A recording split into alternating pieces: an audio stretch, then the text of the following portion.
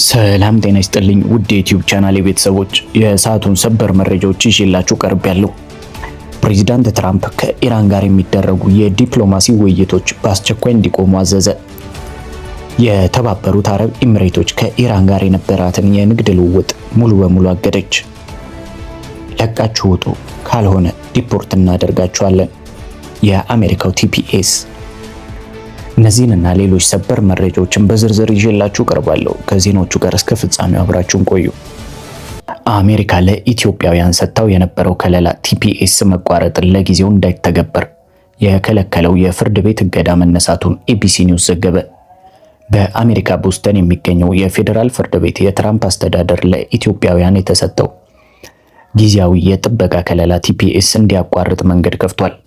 በቦስተን የፌዴራል ዳኛ ብራያን መርፊ ዛሬ የጊዜያዊ ከለላ ቲፒኤስ መቋረጥን ለጊዜው ያገደውን የፍርድ ቤት ትዕዛዝ አንስቷል።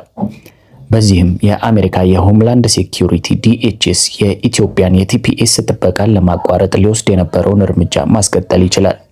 ውሳኔው በአሜሪካ ከ5000 በላይ ኢትዮጵያውያንን የሚነካ ሲሆን ቲፒኤስ በአሜሪካ በህጋዊ መንገድ እንዲኖሩና እንዲሰሩ እንዲሁም ከሀገር የመባረር ጥበቃ ይሰጣቸው ነበር። ከዚህ ቀደም ለኢትዮጵያውያን የተሰጠው ጊዜያዊ የህግ ከለላ ቲፒኤስ በኢትዮጵያ አሁንም በተለያዩ አካባቢዎች ያለው አለመረጋጋት ዜጎች ወደ ሀገራቸው እንዲመለሱ የሚያስችል ምቹ ሁኔታ አይደለም በሚል ነበር ፍርድ ቤት ከለላው እንዳይነሳ በጊዜያዊነት ያገደው። አሁን በአሜሪካ ቦስተን የሚገኘው የፌዴራል ፍርድ ቤት ይህንን ከለላ አንስቷል። ከውሳኔው ጋር ተያይዞ አንዳንድ የህግ ክርክሮች አሁንም በፍርድ ቤት ሊቀጥሉ እንደሚችሉ ተገልጿል። የአሜሪካ ሆምላንድ ሴኩሪቲ ዲኤችኤስ ለኢትዮጵያውያን የተሰጠው ጊዜያዊ የህግ ጥበቃ ከለላ ቲፒኤስ መቋረጥ ካሁን ጀምሮ ተግባራዊ መሆኑን አስታውቋል። በማህበራዊ ሚዲያ ባሰራጨው መልእክት የጊዜያዊ የህግ ጥበቃ ከለላ ቲፒኤስ የተቋረጠባቸው ሰዎች አሁኑኑ ከአሜሪካ እንዲወጡ አስጠንቅቋል። ካልወጡ ግን ወደ ሀገራቸው ዲፖርት ሊደረጉ ወይም ሊባረሩ እንደሚችሉ ገልጿል። የሆምላንድ ሴኩሪቲ ዋና የህግ አማካሪ ጄምስ ፐርሲቫል ዳኛ ብራያን መርፊ የኢትዮጵያን የጊዜያዊ የህግ ጥበቃ ከለላ ቲፒኤስ መቋረጥን ለጊዜው ያገደውን ትዕዛዝ ማንሳታቸውን በመጥቀስ የቲፒኤስ መቋረጥ ካሁን ጀምሮ ተግባራዊ መሆኑን አስታውቋል። ውሳኔው በአሜሪካ ከ5000 በላይ ኢትዮጵያውያንን የሚነካ ሲሆን ቲፒኤስ በአሜሪካ በህጋዊ መንገድ እንዲኖሩና እንዲሰሩ እንዲሁም ከሀገር መባረር ጥበቃ ይሰጣቸው ነበር። ይህም ተደርጎ የነበረው በኢትዮጵያ ውስጥ በነበረው አለመረጋጋት ወደ ሀገራቸው መመለስ ባለመቻላቸው ምክንያት ነው።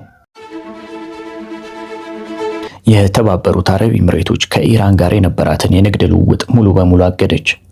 የተባበሩት አረብ ኤሚሬቶች ከኢራን ጋር የነበራትን ማንኛውም አይነት የንግድና የኢኮኖሚ ግንኙነት ሙሉ በሙሉ ማገዷን ይፋ አድርጋለች። ይህ እርምጃ በሁለቱ የፋርስ ባህረ ሰላጤ ሀገራት መካከል ያለው የፖለቲካና የደህንነት ልዩነት ወደ ከፋ ደረጃ መሸጋገሩን የሚያሳይ ከባድ የኢኮኖሚ ውሳኔ ነው ተብሏል። የተባበሩት አረብ ኤሚሬቶች ለ10 ዓመታት ለኢራን ዋና የንግድና የፋይናንስ መግቢያ በር ሆና የቆየች በመሆኗ ይህ የንግድ እገዳ በኢራን ኢኮኖሚ ላይ በተለይ በውጭ ንግድና በምንዛሬ ፍሰት ላይ ከፍተኛ የጎንዮሽ ጉዳት ያደርሳል ተብሎ ተገምቷል። በቀጠናው እየተስፋፋ የመጣው የደህንነት ስጋትና የፋርስ ባህረ ሰላጤ ሀገራት ከቴህራን ጋር ያላቸው ግንኙነት ማቀዝቀዝ የዓለም አቀፍ የነዳጅ ገበያና የባህር ላይ ንግድ መስመሮች ላይ ተጨማሪ ስጋት መደቀኑን የኢኮኖሚ ባለሙያዎች በመግለጽ ላይ ይገኛሉ። የአሜሪካው ፕሬዝዳንት ዶናልድ ትራምፕ ከፍተኛ የዲፕሎማሲ መልእክተኞቻቸው ከኢራን ጋር የሚያደርጉትን ማንኛውንም አይነት የሰላምና የዲፕሎማሲ ውይይት ወዲያውኑ እንዲያቋርጡ ጥብቅ ትዕዛዝ አስተላለፉ። በሁለቱ ሀገራት መካከል ያለው ወታደራዊና ፖለቲካዊ ፍጥጫ በከፍተኛ ደረጃ በጨመረበት በዚህ ወቅት የተላለፈው የፕሬዝዳንቱ ትዕዛዝ በመካከለኛው ምስራቅ በዲፕሎማሲያዊ መንገድ ሰላም ለማውረድና የኒውክሌር ድርድሩን መስመር ለማስያዝ ይደረጉ የነበሩ ጥረቶችን ሙሉ በሙሉ ወደ ኋላ የሚያስቀር ነው ተብሏል። የዋሽንግተን ባለስልጣናት እንደሚሉት ውይይቱ እንዲቋረጥ የተደረገው ቴህራን በቀጠናው የምታደርገውን የጥቃት እንቅስቃሴና የታጣቂ ቡድኖች ድጋፍ ካላቆመች ከእርሷ ጋር የሚደረግ ማንኛውም ንግግር ዋጋ የለውም በሚል አቋም ነው። ውሳኔውን ተከትሎ በሁለቱ ሀገራት መካከል ያለው ወታደራዊ ፍጥጫ ወደ ቀጥተኛ ግጭት ሊያመራ ይችላል የሚለው ስጋት በከፍተኛ ደረጃ ጨምሯል። የሞሮኮ ሮያል ኤር ማሮክ ከኤሎን መስክ ኩባንያ ስታርሊንክ ጋር በመስማማት በአውሮፕላኖቹ ላይ የሳተላይት ኢንተርኔት ለመስጠት ዝግጅት ማድረጉ ተገለጸ። በዚህ የትብብር ስምምነት መሰረት ተሳፋሪዎች በበረራ ላይ ያሉ ፈጣንና የተረጋጋ የዋይፋይ ኢንተርኔት እንዲጠቀሙ የሚያስችል የስታርሊንክ ቴክኖሎጂ በአውሮፕላኖቹ ላይ ይገጠማል።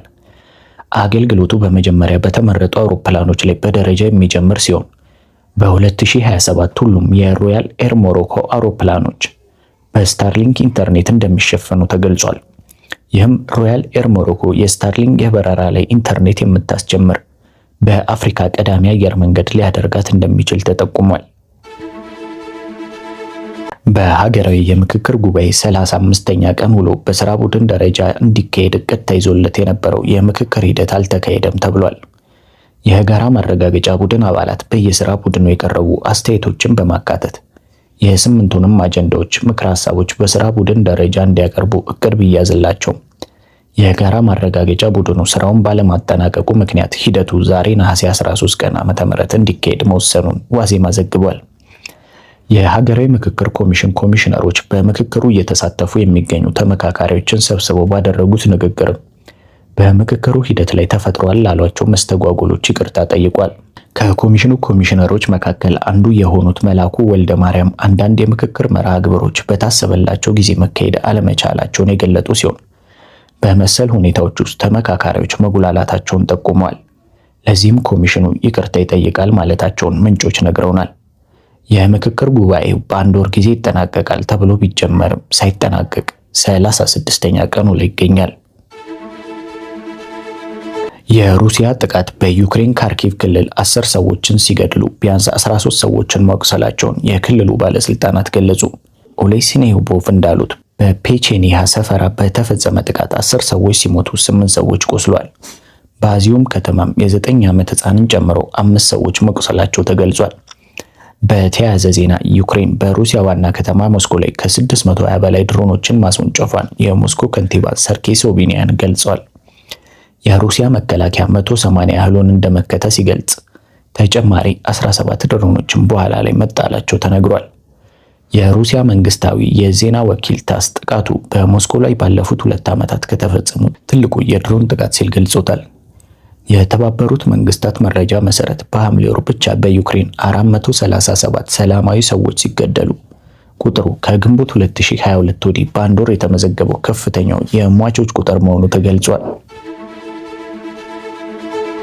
የቀድሞ የኩዌት የመረጃ ሚኒስቴር ሳም አልነስፍ ደቡብ ሱዳን ያላትን ሰፊ የእርሻ መሬትና የውሃ ሀብት የአረብ ሀገራት በአግባቡ መጠቀም አለመቻላቸውን ተችቷል።